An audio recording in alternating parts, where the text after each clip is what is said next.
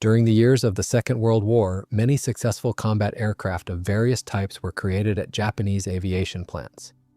Reconnaissance aircraft held a special place among them. At the end of the 1930s, the Japanese Navy received a single-seat reconnaissance aircraft by Mitsubishi. It was successfully used in battles in China. The aircraft also attracted the interest of representatives of the Air Force, who decided to adopt it under their own designation. The most famous reconnaissance operation of these aircraft is considered to be the hunt for two British battleships, Prince of Wales and Repulse. One reconnaissance aircraft managed to spot these two ships and direct Japanese strike aviation to them. With the beginning of the battles in the Pacific Ocean, a new reconnaissance aircraft appeared. Among Japanese planes, it stood out with remarkable characteristics and was therefore successfully used until the very end of the war. In mid-1944, Allied pilots encountered in the air another reconnaissance aircraft that not only had high speed but also extended flight range. This aircraft, which earned respect from the enemy, was created by the Nakajima Company. Its name, translated from Japanese, meant elusive cloud. In terms of maximum speed, it lagged behind the famous British multi-role aircraft Mosquito by only 21 miles per hour. In the first months of the war in the Pacific, the Japanese Navy discovered that it did not have a high-speed carrier-based reconnaissance aircraft at its disposal. Initially, it was assumed that this role would be performed by single-engine dive bombers equipped with cameras. But the first months of combat showed that these aircraft lacked sufficient altitude and speed, and a reconnaissance aircraft required a greater operational range. Thus, the Japanese were unable to turn a successful dive bomber into a fully capable reconnaissance plane. Based on the results of the first battles, the Navy headquarters formulated the requirements for a specialized reconnaissance aircraft. According to these, the aircraft with a crew of 3 was to reach a maximum speed of 403 miles per hour, a cruising speed of 239 miles per hour, and a service ceiling of no less than 19,700 feet. Moreover, the aircraft had to climb to this altitude in 8 minutes. The landing speed was not to exceed 81 miles per hour. The required range was 1,727 miles. All these characteristics were included in the specification issued in the spring of 1942. It is worth noting that for that time, the requirements of the specification were very high. It is enough to recall that the best Japanese carrier-based fighter of that time, the Zero, developed a speed 62 miles per hour lower, and its maximum range was only 243 miles. American fighters operating in the Pacific in 1942 also lagged behind this reconnaissance aircraft in terms of speed. There was no competitive bidding between different firms for creating the new reconnaissance aircraft, since the command had already decided on the developer in advance. It was Nakajima, with which a contract was signed on June 30, 1942. The work on creating the new reconnaissance aircraft was led by experienced engineers Yasuo Fukuda and Yoshizo Yamamoto. From the very beginning, they faced numerous problems. The main one was the absence in Japan of an engine with the required power. Fukuda proposed a power plant that had previously been used only on racing aircraft. It consisted of a pair of engines placed one behind the other, each with 1,000 horsepower. Each engine had to drive its own propeller, for which the shaft of the first engine was hollow, and the shaft of the second passed inside the shaft of the first. When the aircraft project with such a power plant was already nearing completion, a new Nakajima engine with 4,800 horsepower appeared. Its relatively small size and acceptable power made it possible to change the design approach and switch to a standard proven aircraft layout. The wooden mock-up of the aircraft was approved by a Navy Aviation Specialists Commission on August 8, 1942. The first of 19 prototypes was rolled out of the assembly shop on April 26, 1943. 2 days later, it was handed over to the Navy for flight tests. From that moment, the aircraft received the military designation Experimental Carrier Reconnaissance Aircraft Saiun Model 11. Its first flight took place on May 15, 1943. During testing, the aircraft demonstrated satisfactory handling qualities, but the engine caused many complaints. It worked unstably and did not deliver the declared power. Accordingly, the Navy's requirements for speed were not met. It reached only 397 miles per hour. Such a situation did not satisfy either the military or the company, so a decision was made to begin work on improving the aircraft. For this purpose, during the year until April 1944, Nakajima decided to build 3 more experimental machines and 6 pre-series aircraft, on which different types of engines would be tested. In particular, the 4th, 5th, 7th, and 8th prototypes were used for testing a new Nakajima engine with 2,000 horsepower and a 4-bladed propeller. The 6th prototype was fitted with an engine with a 3-bladed propeller with a diameter of 10.5 feet. Comparative tests showed that the most successful power plant was the engine with the 3-bladed propeller. It was this one that was adopted as the standard for serial production aircraft. After the production of the 14th prototype, which also failed to reach the planned speed, the Imperial Navy reconciled itself to this. After all, even these performance figures were much better than those of the previous reconnaissance model. Finally, in the spring of 1944, the aircraft was officially adopted as a carrier-based reconnaissance plane under the name Saiun Model 11. On the first production aircraft, the Homar 21 engine with a 3-bladed propeller was installed. Externally, they could be recognized by the absence of windows in the navigator's cabin. The first production aircraft was assembled in July 1944. By the end of the war, the Japanese had produced 463 of these reconnaissance planes, of which 19 were experimental prototypes. The largest number of aircraft was built at the beginning of 1945.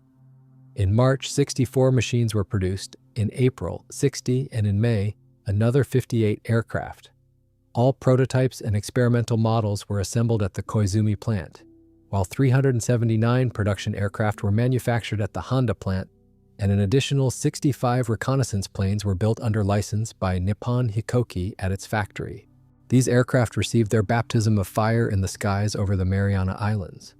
The reconnaissance plane made a tremendous impression on the Americans. They were astonished by its speed and range, which with an additional 202-gallon drop tank reached 3,550 miles. According to the U.S. Code classification for Japanese aircraft, this reconnaissance plane received the name Myrt. The high flight performance of the reconnaissance aircraft and its success in its first combat missions led to the development of various modifications based on it. One of them was the torpedo bomber designated Model 21. Conversion required no major changes. The attachment points for the drop fuel tank were reinforced, which made it possible to carry a standard aerial torpedo weighing 1,760 pounds or a bomb of the same caliber. 2 synchronized 13mm forward-firing machine guns were installed in the fuselage above the engine. The aircraft was already ready for serial production, but the naval battles in the Philippine Sea, during which the Japanese lost several aircraft carriers, the potential carriers of the new planes, rendered them unnecessary and put an end to the project. Unlike the torpedo bomber, the night fighter variant was used in air combat. The idea of creating a night fighter based on the carrier-borne reconnaissance plane was proposed by Commander Yasuna Kozono of the 302nd Air Group. He decided to modify several reconnaissance aircraft for this purpose. The modification consisted of installing 2 20mm cannons near the navigator's cockpit at an upward angle of 30 degrees, following the example of the upward-firing installations of German night fighters. The installation of the cannons was successfully carried out by the unit's technical personnel. The aircraft received the designation of a night fighter. During flight tests, it was found that despite its insufficient ceiling, the aircraft had quite good flight characteristics. In particular, this night fighter remained the fastest Japanese night fighter until the end of the war. All such aircraft were assigned to the 302nd Air Group based at Atsugi. The main drawback, which prevented the aircraft from effectively countering its primary threat, the American B-29 bombers, was the lack of onboard radar and a relatively low ceiling. To eliminate these shortcomings, it was necessary to reduce the aircraft's weight and increase the altitude capability of the engine. The production of a night fighter with improved high-altitude performance was assigned to Nakajima. The problem of altitude performance was planned to be solved by installing a new engine with a turbocharger. This work was carried out along several lines simultaneously. In the first case, the aircraft was fitted with a Homare 24RU engine equipped with a Hitachi Model 92 turbocharger located in the lower part of the engine compartment. The engine was paired with a 4-bladed propeller. The aircraft was designated Model 12. The main external difference between this new machine and the previous model was the additional air intake that supplied air to the turbocharger. Construction of the first example was completed in February 1945. The aircraft was tested at the Misawa Air Base until July 1945. During testing, the machine demonstrated a maximum speed of 397 miles per hour. Its ceiling increased from 27,900 to 41,000 feet.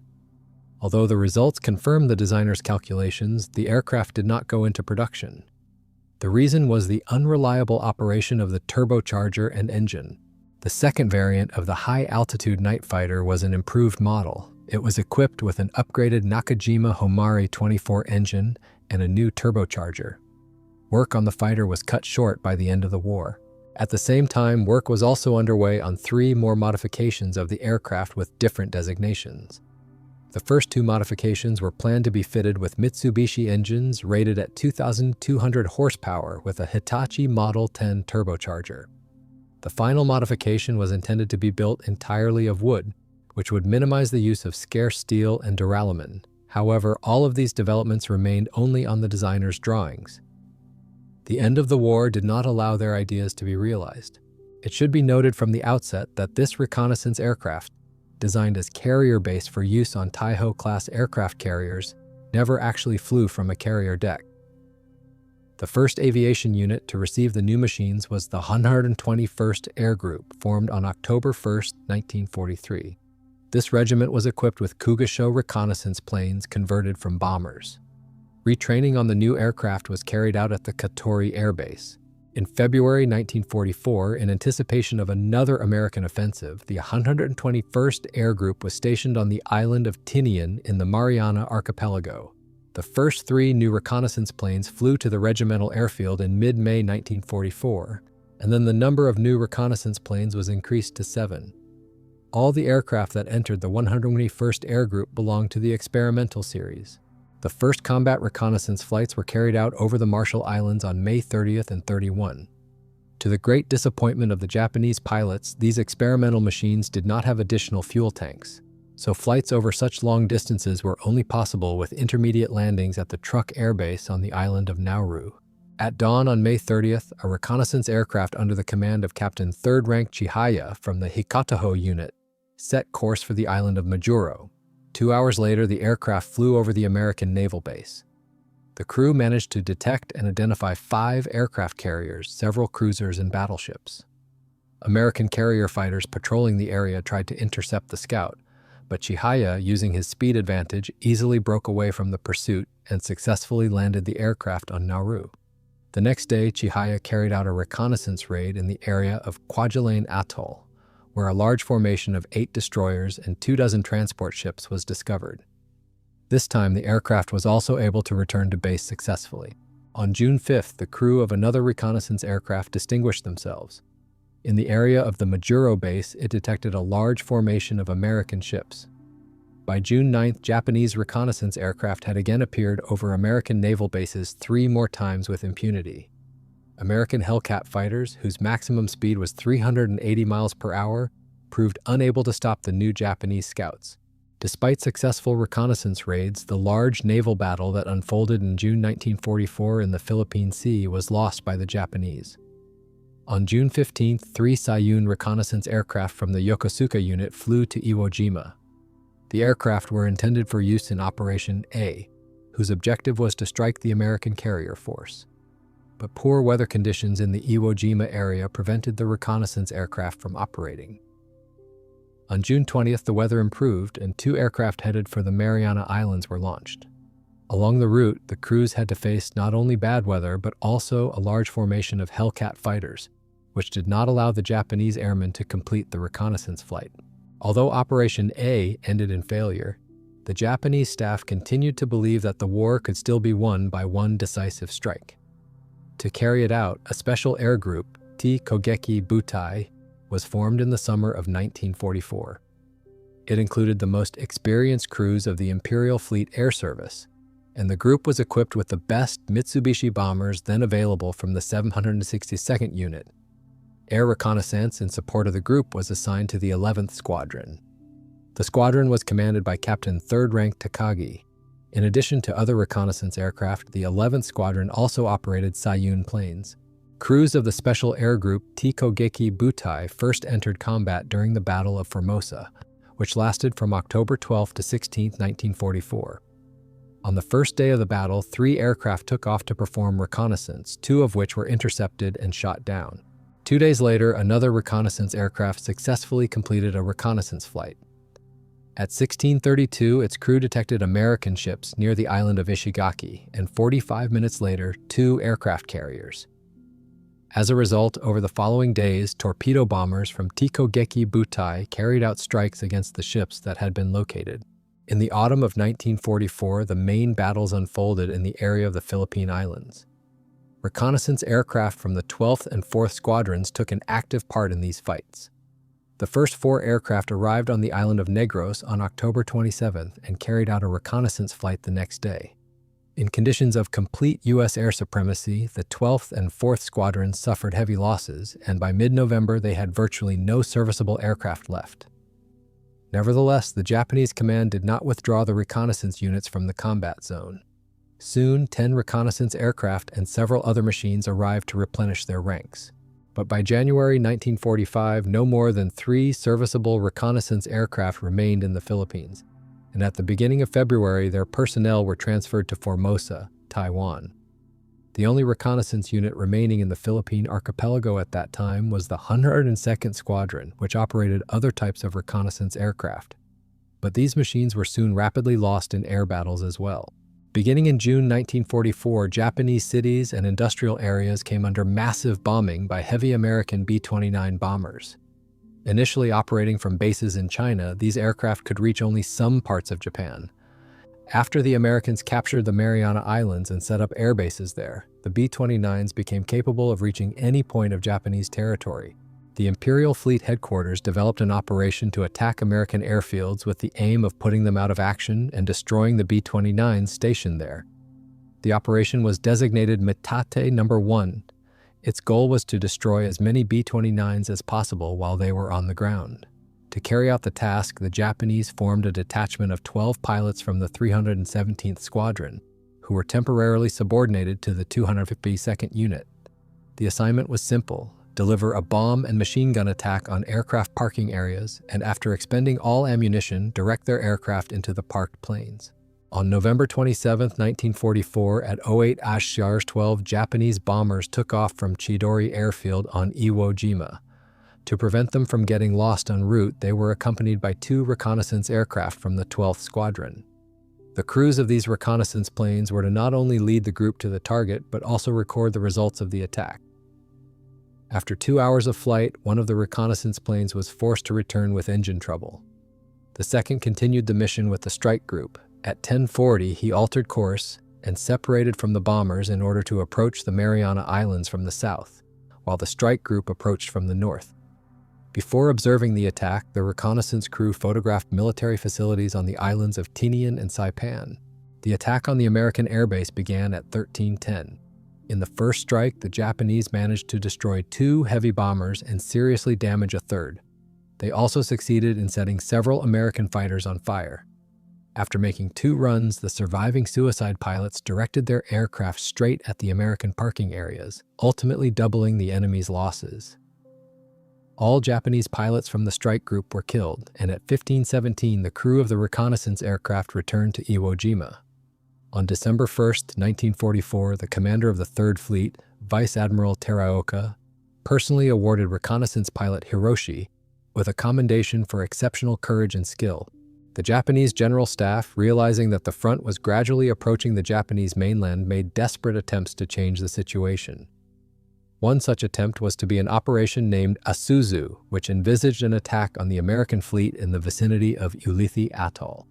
At the end of January 1945, 7 reconnaissance aircraft from the 3rd Squadron and Air Group 752 transferred to an airbase at Truk. The operation began on February 11th. A flight of reconnaissance aircraft departed on its first and, as it turned out, last mission. 2 planes had to return to base due to technical problems, while a third crashed into the waters of the Pacific Ocean, never reaching its target. To make matters worse, the 3rd Squadron lost its commander, who was killed during one of the following combat sorties. Thus, by February 12th, only 3 reconnaissance aircraft remained operational. Of these, only 1 was capable of carrying out combat missions. In this situation, it was forced to make several reconnaissance flights per day. After losing nearly all of its equipment, the remnants of the 3rd Air Group were withdrawn to the rear for reorganization, replaced by Air Group 102, which operated successfully from February 13th to May 12th, conducting reconnaissance flights against enemy naval formations and monitoring American heavy bomber bases. On February 13th, a reconnaissance crew detected American strike group ships heading to attack Iwo Jima and the Japanese islands. On board the reconnaissance plane was also the new commander of the 3rd Air Group, Takuma Miki. On March 14th, reconnaissance crews carried out 7 flights to track the American strike group preparing to attack Okinawa. One crew succeeded in locating the group and directing an airstrike on the ships. But under these circumstances, Operation Asuzu had to be postponed, and the focus shifted to defending the homeland. Nevertheless, reconnaissance crews from the 3rd Air Group on March 9th and 11th carried out flights to locate American naval formations. As a result of 4 reconnaissance flights, 23 aircraft carriers, 18 battleships, 32 cruisers, and a large number of other ships were detected. 2 days later, Japanese bombers attacked American ships. However, only one Japanese pilot managed to break through to the aircraft carrier, Randolph. To determine the results of the strike, reconnaissance planes carried out 6 follow-up missions. During the Battle of Okinawa, reconnaissance crews successfully handled a wide variety of tasks, scouting enemy forces, marking their forward units, assessing inflicted damage, conducting weather reconnaissance, and jamming American radar systems. The 11th Squadron was the most active in this combat zone. Reconnaissance crews from Air Groups 132, 653, and 765 also participated in the fighting. Similar tasks were carried out by reconnaissance aircraft operating from bases in mainland Japan itself. A great success accompanied the crew of Mitsuru Takeda from the 4th Squadron of Air Group 343. On March 19, 1945, his crew discovered a group of American aircraft heading toward Cape Kure, enabling the Japanese to prepare for the enemy's arrival. Japanese fighters were scrambled to intercept. In a single battle, Japanese pilots managed to destroy 52 American carrier-based aircraft, including 48 fighters and 4 bombers. The Japanese lost only 6 of their own planes, among them 1 reconnaissance aircraft. Instances of combat use of night fighters converted from reconnaissance planes were recorded in late summer 1945. The first modified reconnaissance aircraft carried out a combat mission during the night of August 2, 1945. Its crew managed to detect an American heavy bomber and fire at it with onboard cannons. The bomber sustained damage, but there is no precise data confirming its destruction. On July 24 and 25, 1945, Japanese fighters in the Kure area attacked British carrier-based aircraft from fleet carriers of an operational group. A reconnaissance crew from the 102nd Squadron, which was observing the British aircraft, also managed to determine the location of the carriers. Soon afterward, Japanese torpedo bombers from the 5th Squadron struck the carriers. Lieutenant Aichi Fuji's plane succeeded in breaking through the air defenses and hitting one of the carriers. A second strike on the carrier group was delivered on August 9th and 13th by torpedo bombers. The results of this strike were assessed by a pair of reconnaissance planes from the 102nd Squadron. On the last day of the war, August 15, 1945, 4 reconnaissance aircraft from the 11th Squadron carried out flights to scout enemy naval formations. At 0540, one of them was intercepted and destroyed by a United States Army Air Force's senior lieutenant named Rady.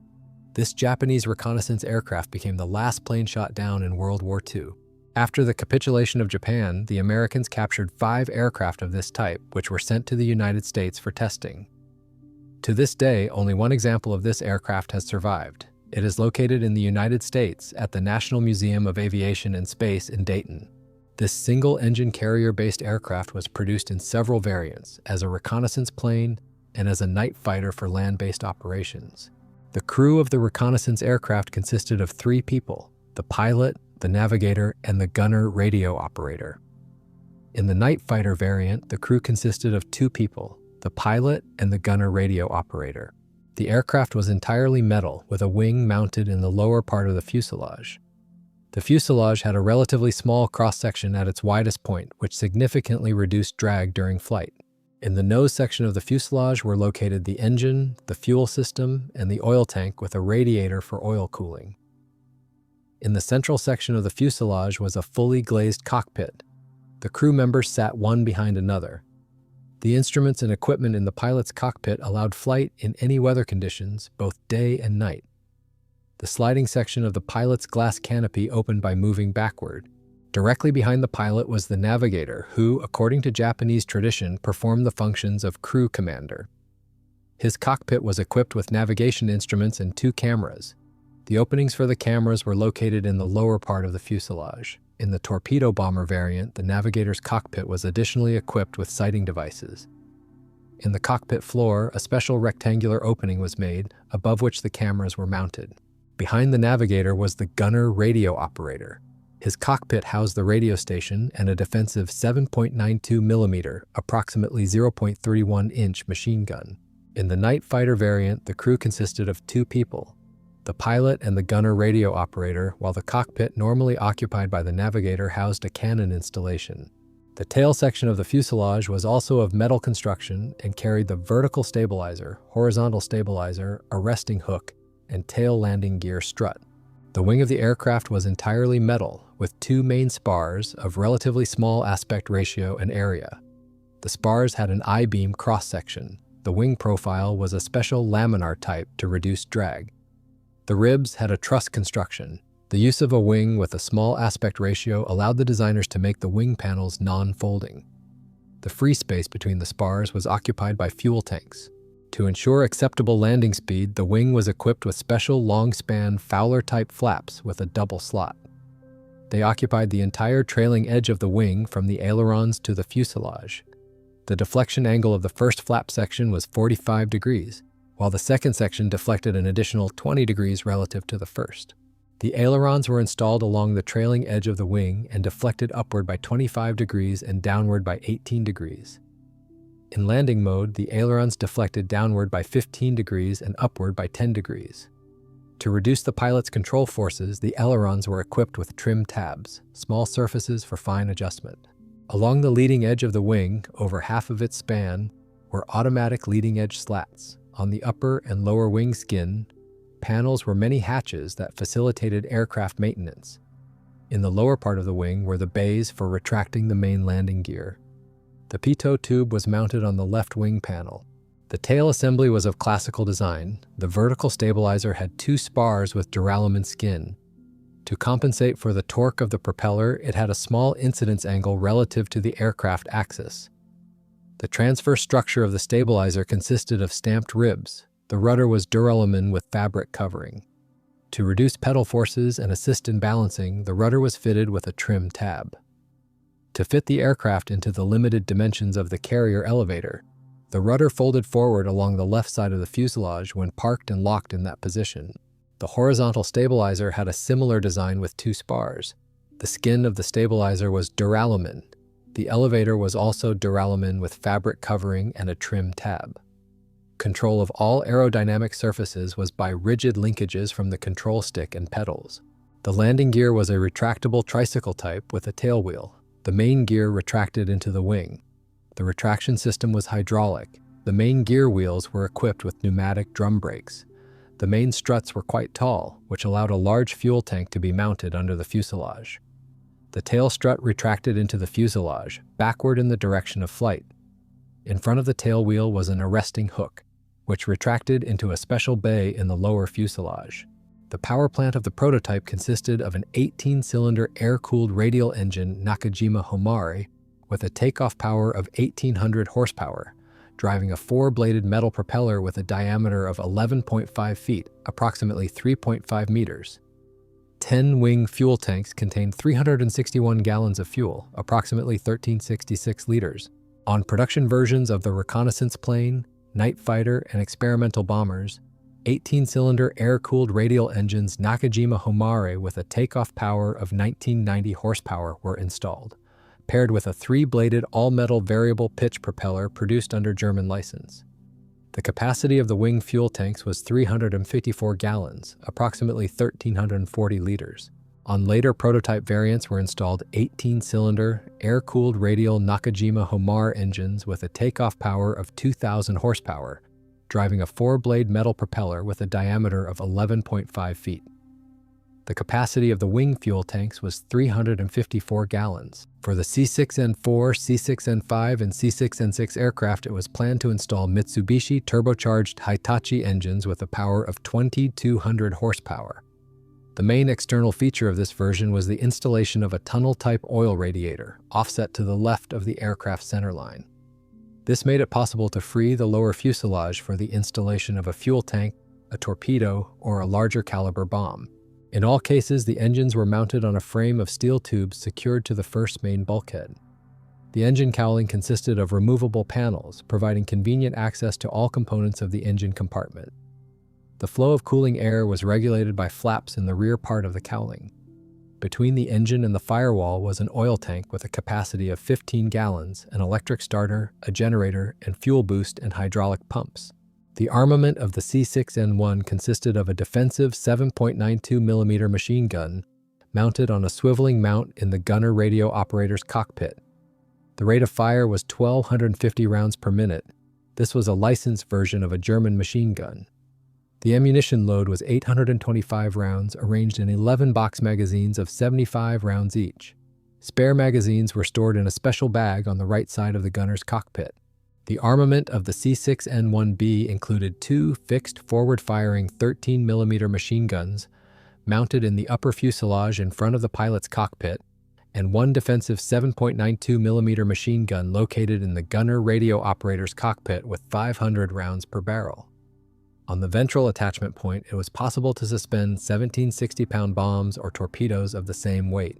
The armament of the C6N1S and C6N3 consisted of 2 20mm gun installations or 1 30mm cannon mounted in the navigator's cockpit at an angle of 30 degrees to the aircraft's horizontal axis. A defensive machine gun was absent on these versions.